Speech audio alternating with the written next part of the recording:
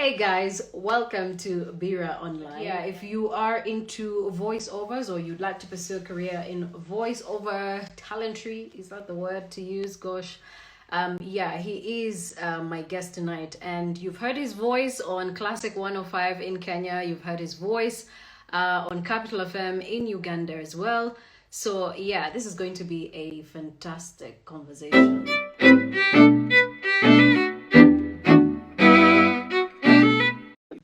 That's Hey better. Dave. Hello. Hi, how are you? I'm very well, thank you. How are you, Joy? I'm doing great. When we listen to your voice, it almost feels like we know you, like you live next door to us because of the radio stations that we listen to on the car radio or wherever it is. A lot of people in East Africa feel like they know you. Do you get that a lot? Like, do you walk somewhere and every time you say hi, everybody's like, "Is that Dave?" They I am on the how do I describe it in a slightly up my own backside way? I'm on the periphery of people's sort of perceptions. So I'm not famous in any way, but I'm out there in the ether. And so when I do Oh, start wow. speaking, in London or in any area where I'm on a radio station, there Mm-hmm. is a sometimes I think, did that eyebrow twitch did symbolize the fact that was that somebody thinking, I know that voice from somewhere, but I've no idea who Mm-hmm. he is. And if I do know who he is, why does he look that way? He could have been so much better. But it's Oh, wow. yeah, it's a funny thing being Yeah. on everywhere, but it's probably better this way, not being recognized. But yes, Is it? yeah, it's yes. I think that concludes my answer to that question. Oh, oh, wow. So when you finally introduce yourself and say, "Hey, I'm Dave," and do you get to introduce yourself and say, "I'm Dave"?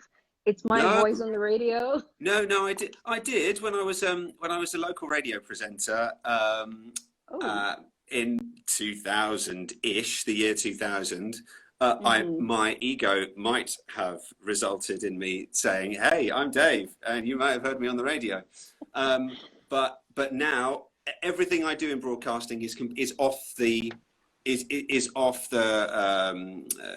sort of high profile side of stuff. Mm-hmm. I'm a part of the mechanics of these radio stations. I'm part of the overall production sound. I'm something. Yeah, you may know me because you're in the industry, and people in the industry, and well, maybe the impact of the amount of years I have been on air in East Africa has passed me by. I mean, I've never known quite so many people to want to become my Instagram friend as have wanted to become my Instagram friend in the last 3 days. Let's put it that way. Oh, So, wow. so maybe I'm more known, in Kenya and Uganda than I thought. Certainly in the media scene, that's for sure. Yeah, yeah. Yeah, absolutely. So of course you've done voiceovers for Classic FM in Kenya and Capital FM in Uganda. Have you Yeah. spent time in both these countries, or and what's been your experience in either of the countries that you've visited? Well, my experience in Kenya and Uganda, both experiences were completely different.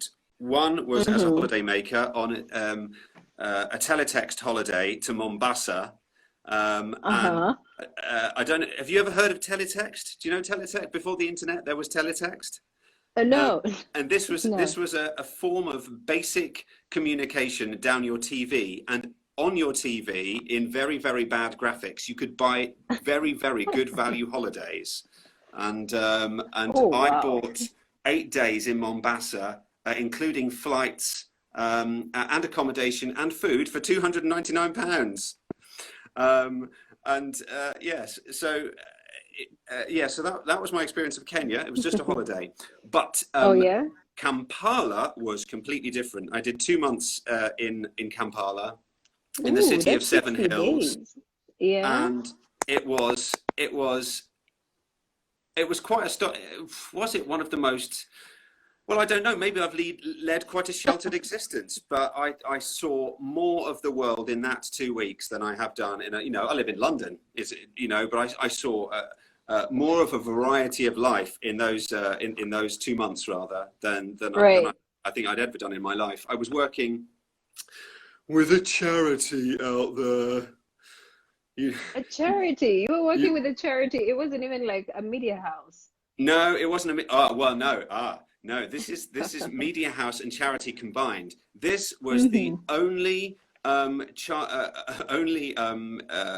child transitional home, and the idea was children who were born into some awful situations, who may have ended up in an orphanage. This was actually a transitional home to find the extended family, to return them to their family if they could not be with their parents.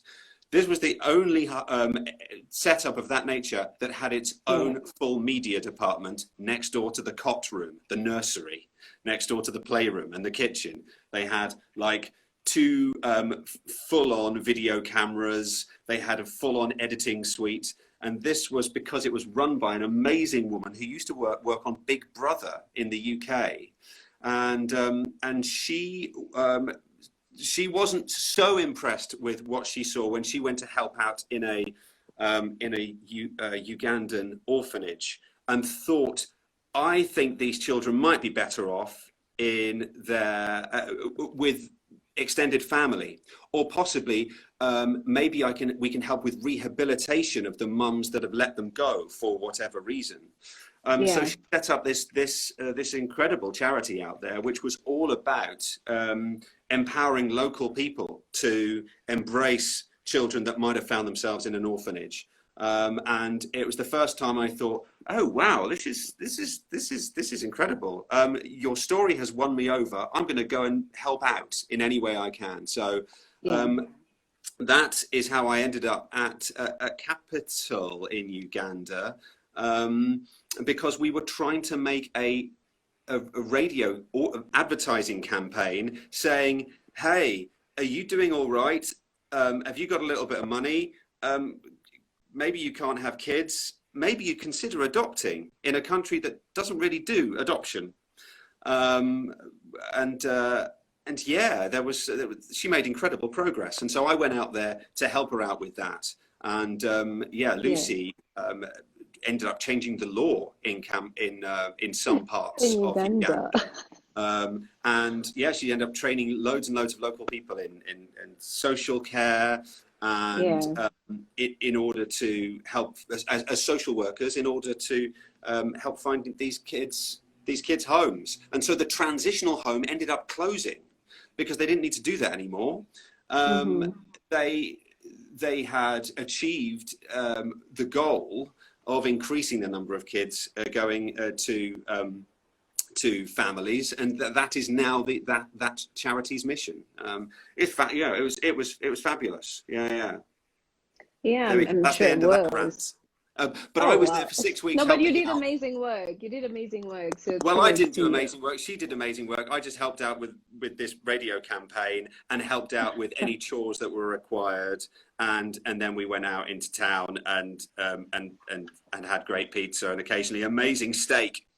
So is that how Capital FM got in touch with you, or had you already done the voice for Capital No, I'd FM at already that been time? working for them for a little while. There may have been some Mm-hmm. connection, Mm. and I can't remember how I got the gig, but it has been an enduring gig, and this is the reason there are so many people online right now who probably know my voice, is because it has been an incredible job that's lasted a long old time.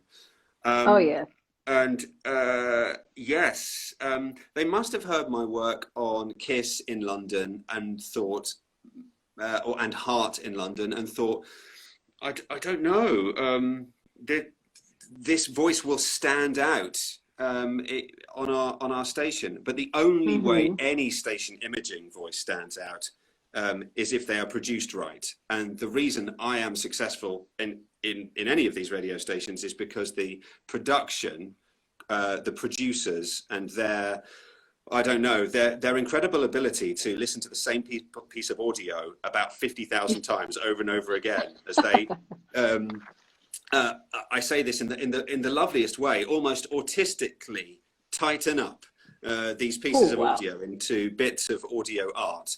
It's their work that makes me sound funky. That's for sure. Yeah. The voice does sound funky for sure, because else we wouldn't really be having the same voice doing the radio imaging all these years, in Uganda and in Kenya as well.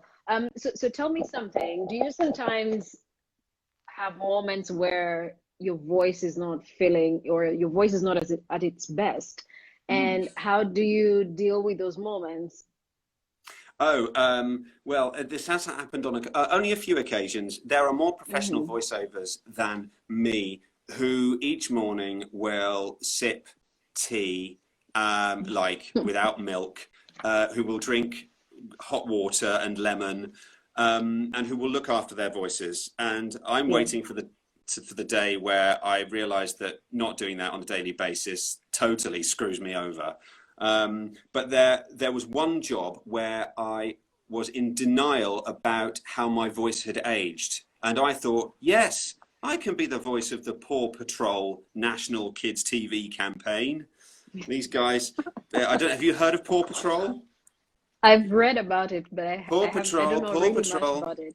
will be there on the double. There's like a kiddies animation, and they were doing a national tour of the UK, and I had to do the voiceover campaign for the whole country, including all of the arenas that this Disney on Ice style experience was playing at, and it was 4 hours of speaking in the highest register with the most enthusiasm possible, pretending that squeezing out the last semblance of my teenage life in my 43-year-old body, in my 43-year-old larynx, and I damaged Yeah, my voice. And we have the NHS over here, and I've only ever used the yeah. NHS. This was the first time that I visited a private hospital because I thought, oh, maybe I can claim this back against tax. That wasn't the case. You could not do this. But I was so worried about what I'd done, because I couldn't speak for weeks after that one job. Weeks. Yeah, for weeks, Oh, my wow. voice would crack if it hit a certain threshold Yeah. of energy and high register, and this meant my station imaging work went right out the window because a lot of that Hmm. VO work is super high register stuff. It's like kind of there, turn up the feel good. It's bright and it's right up here, and it's not the preferred way that. It's not the preferred way that you're meant to speak as an actor, or Yeah. it's not, if you're on stage you should be speaking from your diaphragm and communicating with the room. But here, when you're making radio imaging, it's a strange old beast. Or maybe I've created this monster myself, but I definitely speak with the wrong part of my throat, and that was not possible for 3 weeks after that job. My eye Oh, looks wow. really So lazy. how did you fix that? Like, did they give you meds for you to Um, get better, to get your voice back? And then when you it was finally quite got your disappointing. voice back, I what was it like? It was disappointing because I have successfully not taken antibiotics. I don't think I'd ever taken them in my whole life, and it felt like a real Uh-huh. failure that I actually had to take antibiotics for the first time. And I did religiously for 3 weeks, and it did clear up. I can tell you that they do work. Um, Antibiotics could help clear my vocals. there was some damage. I'd done physical damage to the back of my Oh, throat. physical They damage put to a the camera in vocals. there. Yeah, yeah. Oh, He tried to wow. put. Yeah, they had a camera from the 1980s, which was on a rod that was about that thick, Yeah. um, and put that in my And so they throat, had and to put. that caused me to gag. I could not do this. So I now know there's one profession that I definitely would not be very good at, and I'll And keep that's that to being a myself. medic. Yeah. And then they stick another camera, which didn't have quite such a high resolution, but it didn't matter because the damage was so blatant, up my nose and then back down. Um, Oh, and wow. yeah, and here's how it worked. They they they charged me to turn up. Mm-hmm. They charged me to use the equipment, and then I Mm-hmm. got another bill for use Uh-huh. for use of the building that the private medicine, the private doctor, was in. I mean, Okay, Dave. literally, I it's think you ridiculous. don't go to hospital at all No, because these are just the bills that any patient would pay. yeah, it's crazy. So yes, long live the NHS. Yeah, yeah, we're very lucky to have it. Is there any form of healthcare like that? Are you in Uganda Um, or Kenya? You're in Kenya, aren't I'm you? actually in Kenya. I'm Ugandan, but I'm Yeah, based in Kenya. yeah, Yeah, so we have something called NHIF, uh, National Health Insurance Fund, yeah. where a lot of people also have to subscribe to it. It's a government program, but it does help a lot of lives. So Okay, it so does help there is some save a lot of backup. lives. Yeah, yeah. Yeah, yeah. Okay, But yeah. it could be better. I guess maybe not as good as the NHS in the UK, but it will get there with time. No, well, yes, it's not bad. I think we shout about it quite a lot. It's struggling at the moment, that's for sure. You know, any health service is Hmm. only as good as the amount of money that's pumped into it, and at the moment, it's struggling with coronavirus and a Tory government. There we go. Oh, That's my okay. punishment for What getting just political. happened? I dropped my phone. Um, so Oh, yeah, well, all right. I'm very good at That, talking and certainly that's missing. interesting. Yeah, Oh, and no, no, disappearing no. on a tangent. So apologies if I'm It's not answering your questions properly. no, it's a fantastic conversation. I'm just loving the experiences that you have. Oh yes, So yeah. so Oh no, I was just going to say, Uganda, of course, was phenomenal. It was incredible. so did you It was. prefer the day life or the nightlife in Kampala? Oh, where do we go in Kampala? Mm. It had a funny name, and there were lots and lots of steps. Bob, it wasn't called Bubbles. Bubbles. Bubbles O'Reilly's. Yeah, I remember Bubbles on Acacia Avenue, right? Yeah, I don't quite remember the place, but I do, or the specific address. But I remember it was steps down. You would slowly step down towards a stage.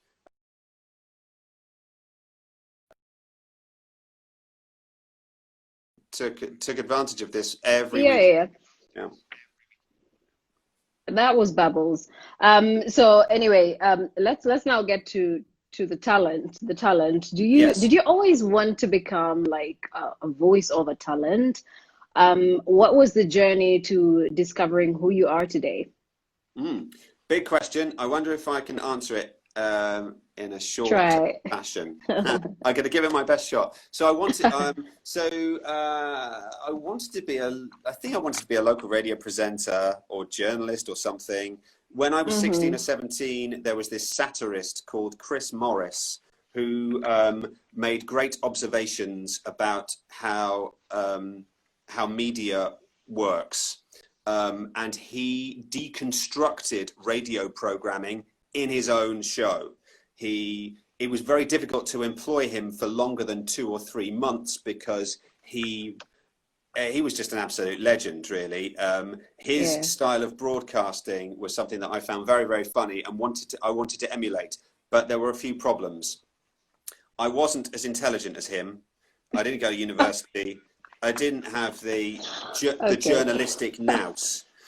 So I tried to be a poor man's Chris Morris on air, and this Hmm. manifested itself instead of being a commercially friendly DJ, i.e., shut up and play the hits, because that's what they want you to do.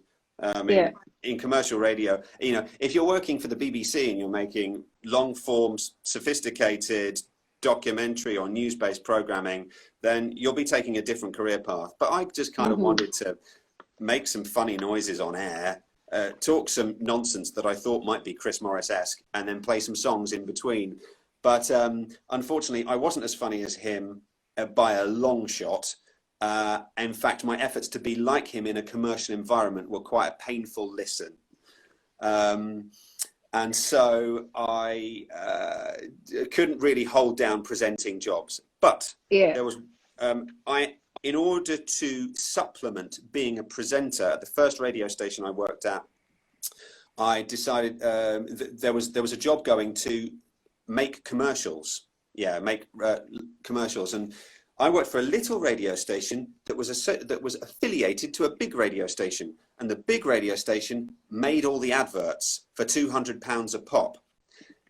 in a very cute way, my boss at the little radio station said, our advertisers can't afford £200 for an advert. Can you make them for 20 quid? And so we undercut our own in-house commercial production department to the tune of whatever percentage that is. And I would charge £10 to voice it and £10 to make it. And this was in 1995. So I was making these really basic radio commercials and managed to bump up my income by about triple. Because at this radio station that I was working at when I first started my career, as soon as I left school, I was earning a quarter of what might be the minimum wage.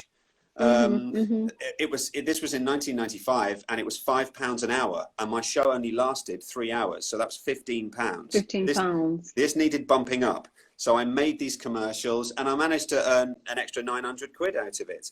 So I built this new skill, and because I was voicing them at the same time in a very, very bad voice. I mean, the voice was a pastiche of what I thought a radio commercial should sound like.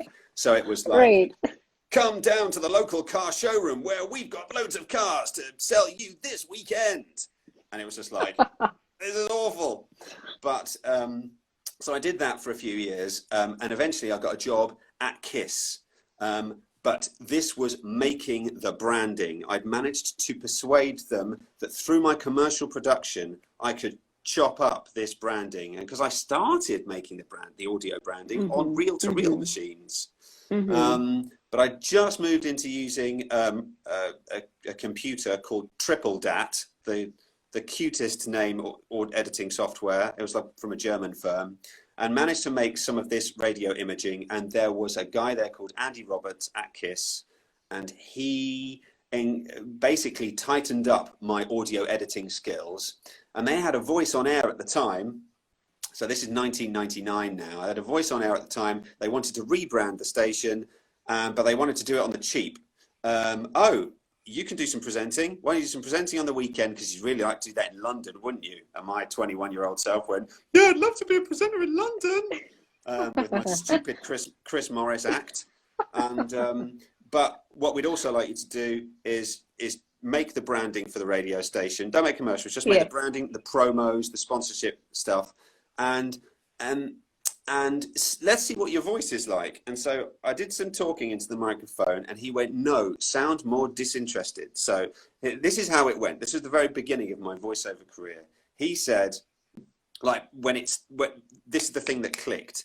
I went, what was the tagline? We are dance, KISS 100, I said. And he said, no, sound more disinterested. I said, oh, we are dance, KISS 100. He said, no, more disinterested. Disinterested. Oh, wow. We will make this work in the post-production, okay? And so it turned into holding a note. And this was very fashionable at the time. And this is what he needed to get the Americans off the air in the UK. Because if you're still with me, you're still with me for this, right? Okay. So what we had in the UK at the time was lots of Americans saying, this is KISS 100, or this is Capital FM. And they would be the identification of the station, and they would sit and set themselves nicely apart from the presenters. And they would also make the station sound big and very 1990s. But this guy and production generally in radio had worked out ways of making Brits sound cool. And the only way they could do it and make them stand out from the presenters was by getting them to sound very, very disinterested. And then squashing the living crap out of them. And so they take all of the bass off. So the exact opposite of Red Pepper, who the legend that you interviewed last week, because he's just naturally got the crap.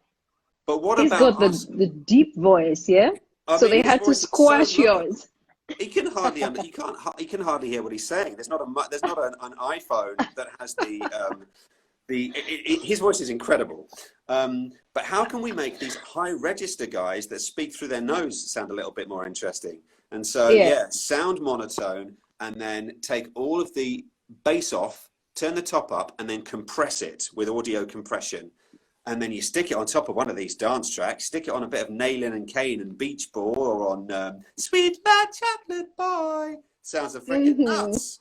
Oh, wow. So yeah, and so that was great, and so that was it. I started doing this for it, and then the other stations that were associated with KISS around the country went, oh, what's this guy? We'll have some of him. And this was the best news for KISS, because even though they'd lost the exclusivity of my voice, because I had spread around the fellow stations in the country, because there was a little bit of competition between those stations. It meant he could guilt-free say, get the hell off air. We do not need you on air as a DJ any longer. You seem to be doing all right as a voiceover artist. You're clearly stronger at this.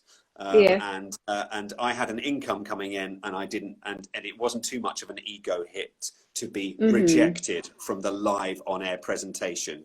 So we get to 2002, I'm off air, and I'm doing your jingles. Oh, wow, that's a fantastic journey. I must say, I guess we should thank the gentleman who discovered you. Who do we thank? Andy Roberts? Oh, Andy Roberts. Yeah, we got to thank Andy Roberts. I mean, yeah, he was there for a long old time. Yeah. He was, thanks, Andy. I mean, there were other people involved, but he was the guy that refined it and then made it work.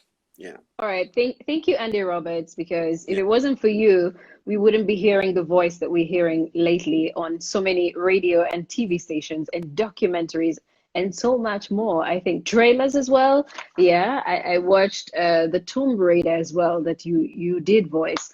But before we can even get into the depth of all that, what does it really mean to be a voiceover talent? Because putting it into perspective, I know we hosted the legendary Red Pepper, but in your own words, what does it take to be a voiceover talent, really? Well, these days it takes authenticity, because the journey I was describing back then was when it was about sounding super dynamic. And there's still a place for that in between high register pop songs. But there's so much more to being a voiceover than just doing that branding. And versatility and availability usually helps, and authenticity. The authenticity has been quite difficult for me to deliver, because I spent so much time in commercial radio delivering in that way.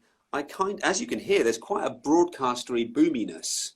There is a big word. That's not necessarily what documentary producers and not necessarily what advertisers want. They want somebody that sounds like a normal human being member of the public. So there's a place for the imaging and branding on Capital and Classic and the pop music stations, where it's a slightly different art form. But if you want to be a voiceover, a voiceover needs authenticity these days, and there is some skill involved. But a lot of it is just a refined version of being yourself. I mean, what influencers have kind of democratized the art of being a voiceover, because you've now got a much wider variety of individuals. Instead of just being tied to those that are in broadcasting or acting, you have a wider variety of individuals who have access to pretty decent equipment, or at least a way of communicating to that equipment. And so you now have a much wider variety of voices to choose from. And all you need is, there are some skills, but that just kind of comes with time and comes with accepting the direction you're given by anybody. And if you accept that direction from anybody, which is usually, can you sound a bit more natural, please? Especially in my case. Then you'll be all right. But authenticity, but these days, availability. People want to turn stuff around quick. And to have, I mean, once again, coronavirus has sped up this change. You know, absolutely, you know, everyone's got a microphone in their house now. That's not bad. Everyone who's got a microphone in their house now needs to think. And everybody is like a broadcasting media house of sorts. Yeah, they are. Well, this is it. The thing, when I first went to Uganda to that baby's home, it was quite crazy that they had all of this equipment. because they wanted to make videos about their achievements and put them on YouTube. And this really worked for them because she had experience, the girl who started it had experience, Lucy Buck, the legend, had experience in that field. These days, well, everyone's has a degree of channel or communication. I mean, look at you, you're perfectly framed in this thing, but you have come from a broadcasting world yourself, haven't you? Yes, I have, yeah. So yeah, and you talk about versatility, and your kind of craft, of course, does require that one is versatile. Today you're doing radio imaging for Classic FM. Tomorrow you're doing voicing for CNN International. How do you, or how are you able to deliver satisfactorily on all when they each require that you give them a different voice? It's funny, you do, a mode kicks in over time. When I first started voicing for CNN, it was one of my first regular TV voice jobs, but it was for America. This is a bit crazy. But all I'd voiced beforehand was radio imaging. And I thought CNN would want that KISS kind of sound, but they actually wanted something quite different. And it did take quite a few, it probably took a good few months for me to hit the CNN sweet spot, which became that signature sound, which is quite different. But yeah, they require an upness and a brightness that can compete with the high energy promos that American voiceovers often deliver for their TV promos. In the UK, it's a much subtler art form. Often these days, there isn't even a voiceover on a promo. It can be done classily with graphics, or it can be done with the actual talent that appear in a program. You are a voiceover appearing on the end. You don't want to look to dominate. You want to complement whatever is being promoted. This is certainly the case in documentary narration, where you really need to sit back. But in America, they have a slightly different attitude, and you are competing with a much more high energy, or you're sitting in a much more high energy product.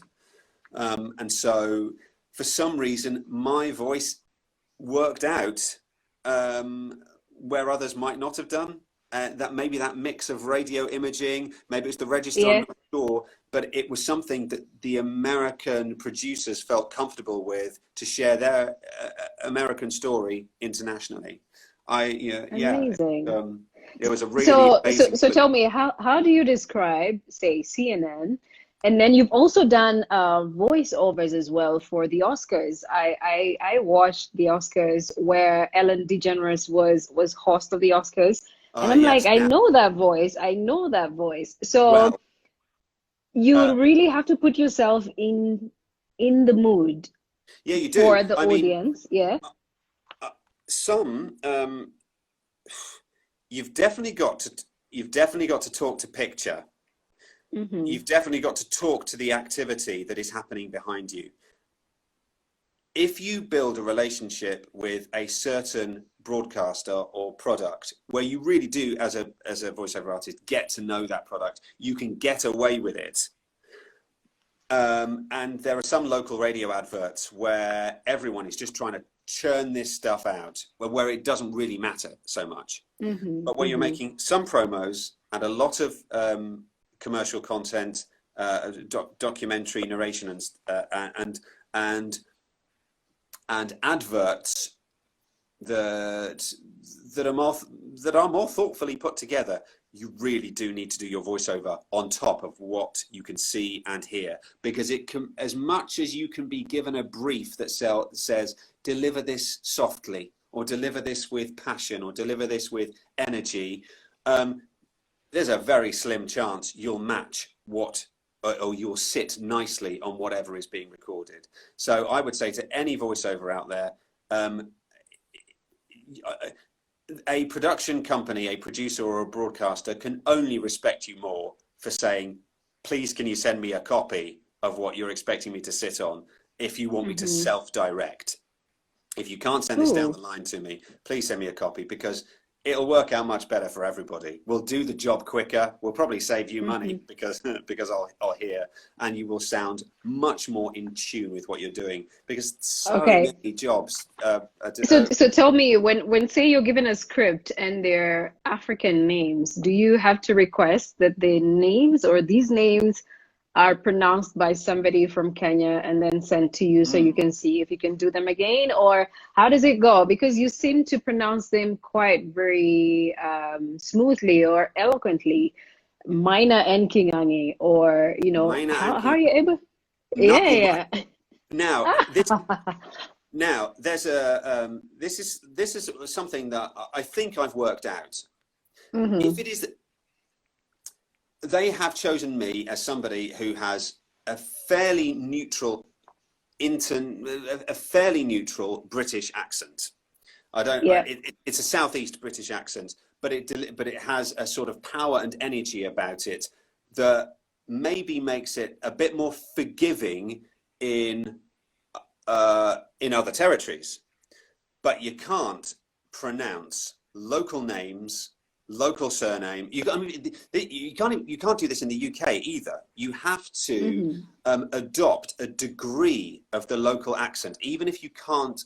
I'm saying you. Other people may have a different opinion, but I believe this is right, because there should be a real nod to how a product or a brand or a name is delivered locally. And if I can just about pull off jumping from my own accent into the Swahili or the local accent for names and brands, I think it's better than me saying Minor and Kingangi. I mean, that would be there has to be a bit more of a lilt. I think to read the whole script like that could be cultural appropriation, but I think you definitely have to drop into the local accent for names. Yeah, and hopefully I get away with it. But I know the presenters on Breakfast often take the mickey out of the Muzungu for mispronouncing them. They don't actually. For those who have listened to The Voice, we're always like, "Ooh, he did a good job. He tried." He tried his best. That's it. It's a really, it's a knowing, it's a knowing ticking off. But and I thoroughly deserve it. I mean, yes, they often send through an MP3, but I think I've after 10 years, I've got it now. I think I can. You've got it now. So you know the difference between a Ugandan accent, Kenyan accent, West African accent, and all that. No, absolutely not. But I think I can certainly break it out of over Britishness and give it a little bit more of a Kenyan Ugandan flavour. But it is only a flavour. It's definitely not down to local. But they're based on MP3s that people have sent me in the past, and so hopefully I read. But of course, this is the classic voiceover thing. There was a thing called vocal slip, where tell me about that. Yeah, where over time, and you can do this in the course of one documentary. You can believe that you're pronouncing something right at the beginning, and over time it just slowly degrades. And they need to be fairly. You have to keep on pressing a reminder of exactly how something is pronounced if you don't pronounce it regularly. Yeah. So Sarah is saying, Sarah Mwangi is saying he did well, or you did well on Maina and Kingangi. That's the one. Thanks, Sarah. In Kenya. Yeah, and DJ Kroba, who is a big DJ in Kenya, is saying the legend is here. All right. So I read somewhere, Dave, that the most difficult part of a voiceover talent's job is to bring life to a text with your voice. Tell us a bit about voice technique, bringing life to a text. Well, I mean, to a text. Yeah. Let's a couple of caveats here. I'm not an actor. I'm a local radio presenter who got away with it. That's why I don't look after my voice properly. But you have to care about what you're talking about. I quite like a cup of coffee. And when a guy sent me an advert for a local roastery, I came alive. that's a very basic example, but it does. You've got to sound like you care about what you're talking about. A bit of research, and for instance, when you're voicing a documentary, it's really important not to skip just to the. This is often done to save a bit of time. Just to skip to the bits where you're voicing, you really should watch the whole thing in context, for a couple of reasons. For the subtlety and knowingness of your delivery, so you really get to know the characters and the jeopardy involved in the storytelling, but also to make sure that your tone references very recent events that may have occurred in the storytelling. Sentences can change from the tiniest pronunciation or the tiniest push or inflection. So it can be quite tempting to go, oh, I'm just going to read up. I'm just going to knock these out and sound fairly generic. Sound disinterested. Yeah, go for the disinterested thing. But then when it plays out and you see it on TV 5 months later, you go, I don't sound like I even know what I'm talking about. So you've really got to give a shit about what you're saying. I get that. So how best can voiceover talents promote their work besides demos? Because we see that demos are used a lot, but then there could be other ways in which they promote their work. How would you advise them to go about it?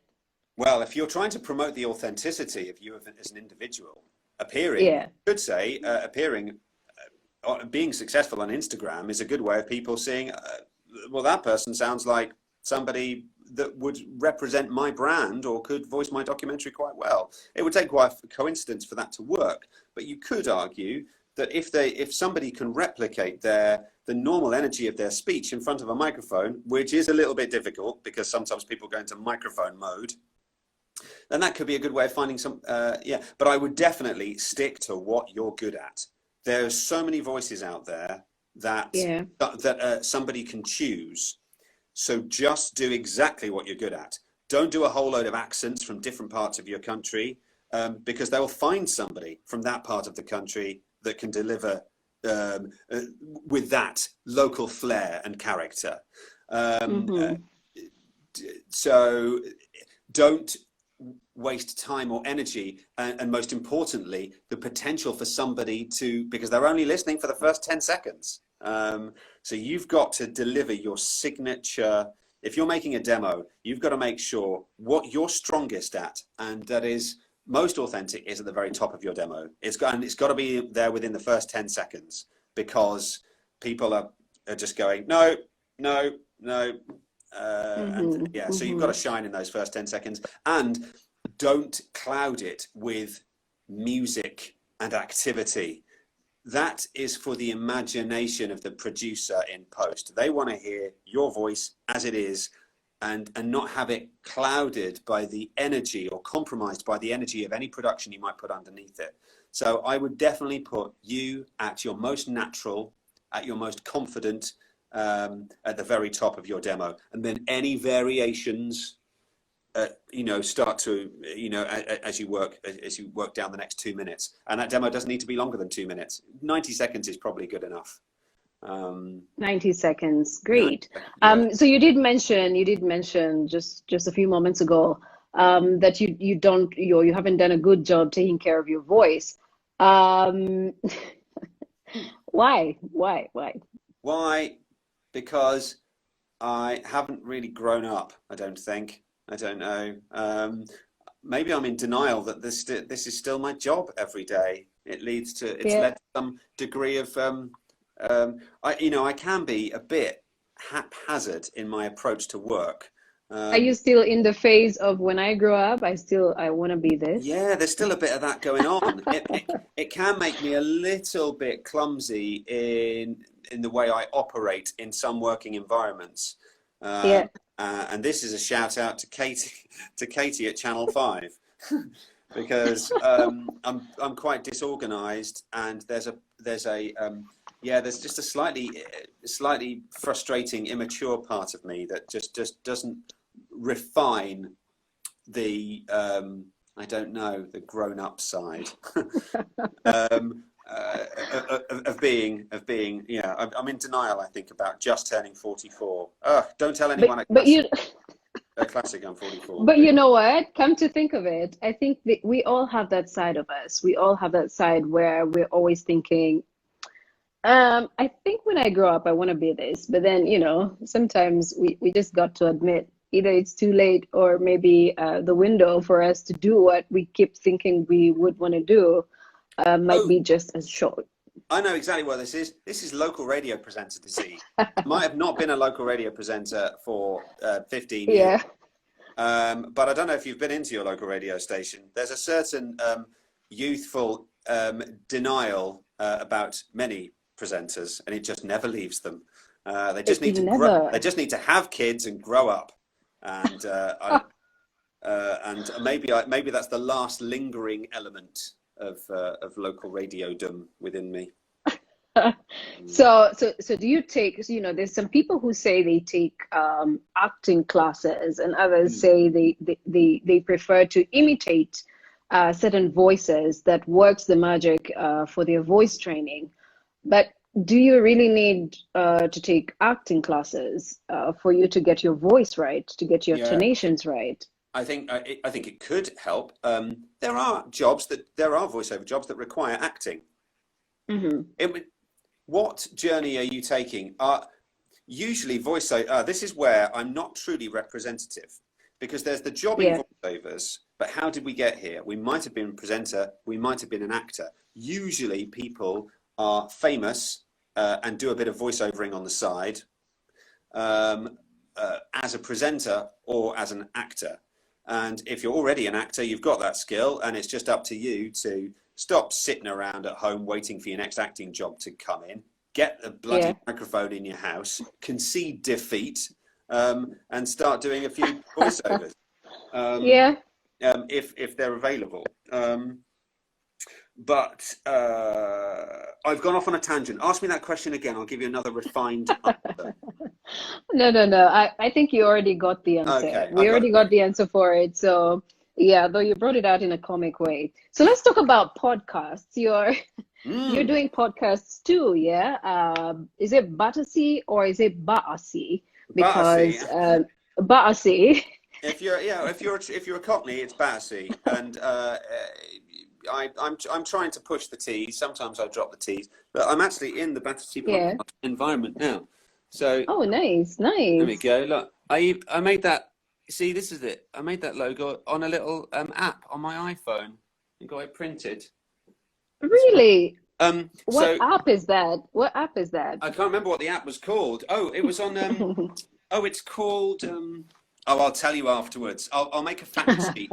Give me everyone's address. Okay. And I'll post it to them. Okay. So I the reason for this is in my loft in the house.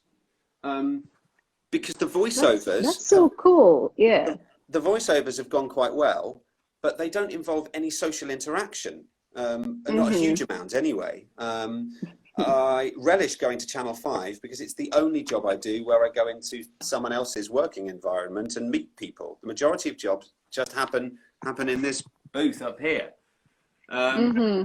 And you can see that because the position of my hand.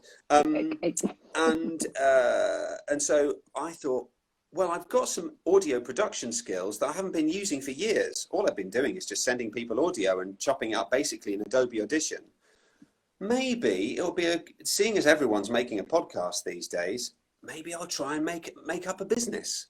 And so literally in bed, I thought, I'm going to call this thing Battersea Podcasts, and I'm going to invite strangers into my house. And those people because you've got three types of podcasters. You've got those that are making them in their own homes.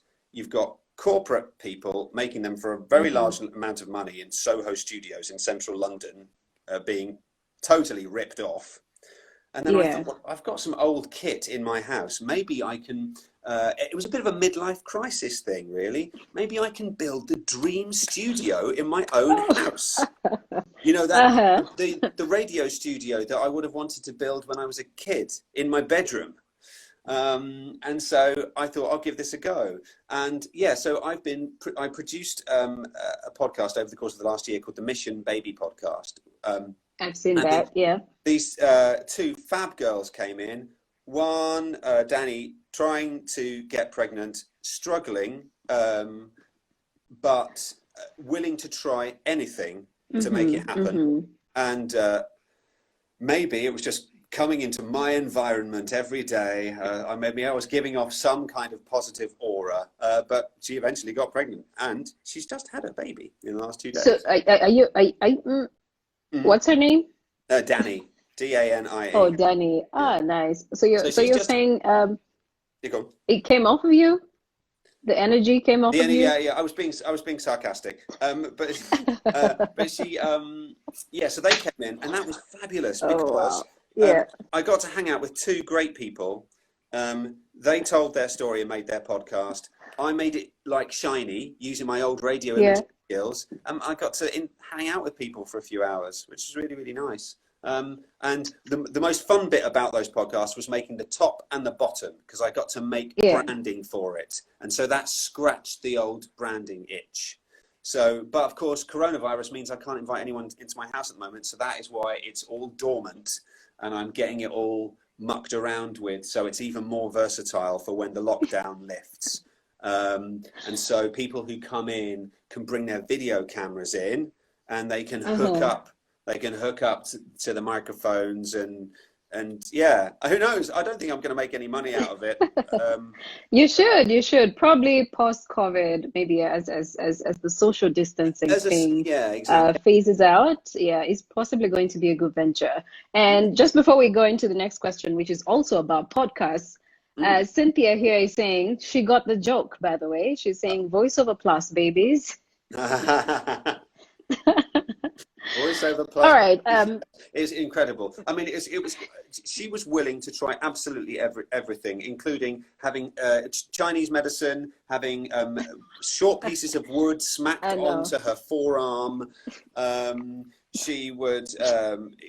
Why are you making this sound so funny? It's something because I can't make anything sound serious because I've been working in broadcasting too long. That's right. Oh wow. So tell me, what are the ABCs of getting it right with podcasts? What do you need to do to make it sound so funky, but at the same time, very professional? Okay. So first thing at the moment, especially with social distancing, is you don't need to spend a huge amount on a microphone. One thing I would definitely do is use Zoom so you can see the person you're talking to. That's free for 40 minutes. And then place your iPhone. It's difficult to describe it. Maybe I can find something else. Let's pretend that this. Let's pretend that this is an iPhone. Place this in front of your iPhone on record in voice memos mode or whatever phone you've got, the built-in recorder, and put it to this position in a room with lots and lots of materials in it, so it doesn't sound too echoey. And this microphone, they've been working on it for the last 15 years. The microphone in an iPhone is unbelievable. So if you're going to start out making a podcast, I would certainly not spend any money initially on a microphone. There are some really great ones out there at a good price. I would use this. And then you go into your audio editing, and you get both parties at both ends to do this. And then you go into your audio editing software and take the two voice memos, slide them underneath each other, and you get a much better sound than you would ever achieve from recording straight from Zoom. And of course, it's recorded locally, so you don't get all the glitching, etc., etc. So that's the first thing I would do if you were making a podcast right now. I would certainly use that free software. What's it called? What's his name? The free software? The free software for chopping up Audacity. Oh, okay. Audacity is fabulous. It takes you to a very weird site to buy it, but it is legitimate. No, not to buy it, to download it. And Audacity is all you need. Then the most important thing is to prepare your podcast, have your questions, stick to them, and don't be afraid to interrupt to keep things moving. Otherwise, you'll Right. end up having a conversation that lasts an hour. I don't know how long our conversation's been, but I love the sound of my own voice. It's coming to an hour. I mean, I'm enjoying it. I really don't. I don't mind exceeding the hour. But I would definitely think with a little bit of a radio head on. Yeah. Yes, there is a lovely informality about podcasts which allows people to drill down deep and have deep and meaningful conversations. But please move on. So, and this is much easier achieved when you can see somebody sitting right opposite you. And that's the sad thing about communication over these wonderful forms. It does, even through Zoom, compromise the natural flow of communication and your ability to naturally interrupt. So, and you can see that on TV all over the place with all the delays, etc., etc. So, yeah, I would definitely do that. So keep it tight. Think with a little bit of a commercial head on, and no, classic beginning, middle, and an end. Take it on in a direction, and then at the end, nicely process it. Make sure you've recorded it in a room that's not too echoey, like this one, and add a little bit of compression. Make sure both microphones are roughly the same level, and then stick a nice intro at the beginning, and you're away. Of course, the content is the king. This is the democratization again of broadcasting like this. It doesn't matter if it's imperfect, because if somebody cares about the subject, they'll keep listening. But if you want to make it sound sexy and increase the chance of holding the audience, I see we've dropped from 21 to 17, so I'm a fine one to talk. Yeah, keep your answers brief. Keep going. Keep It. your answers brief. That's a good tip. It's a good tip, Dave. Right. Okay. So I've seen that you are able to make sounds with your voice, and I don't know if I have the video on here that I want to show you, but I watched it somewhere on YouTube where you were doing voices. Thanks, Cynthia. With your you were doing voices with your you were doing sounds with your voice. Gosh, what am I saying? I think I might. Yeah. Was it at was I doing a speech? Was it at a lectern? Yeah, you were doing like was it like a lecture, or was it like a TED kind of thing? Yeah. Well, yeah, it was. Yeah. So how are you able to do that? Like, does it come with experience? Is it like in Bonn or something? Yeah, no, it's really bad quality beatboxing. I was taking the mickey out of how you. Well, actually, it's not that ridiculous, because if you have some audio editing skill, you can make any sound that you can make with your own mouth. You can muck around with it and distress it and F it up, for want of a better phrase, to add all sorts of character to it. And this was a speech on audio imaging at radio stations, and I was saying, even if you can't afford one of those sound effects packages, there are ways round it. And so, yeah. But yeah, my beatboxing isn't very good. In fact, I have been known to do it to myself on an escalator. Didn't even realize I was doing it. And the person in front of me thought I was spitting on their neck. I didn't go down too badly. Oh my word, Dave.